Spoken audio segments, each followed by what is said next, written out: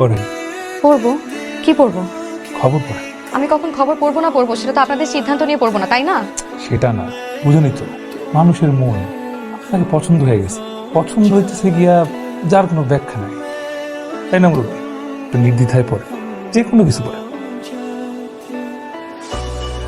রাজধানীর এক বেসরকারি টিভি চ্যানেলে সংবাদ পাঠিকা শান্তাকে জোর করে তুলে নিয়ে তাকে খবর পড়ার জন্য হুমকি দেয় এলাকার বেপরোয়া মাস্তান রানা। আজ রবিবার 2টায় এই ঘটনা ঘটে। শান্তাকে মেন্টালি টর্চার করে মাস্তান রানা তাকে 2 লাইন খবর পড়ার আবদার করে। তখন শান্তা আর কি করবে কোনো উপায় ভেবে না পেয়ে শেষ পর্যন্ত সংবাদ পড়ে। শান্তি হয়েছে? এবার শান্তি হয়েছে? ওই তালি দে।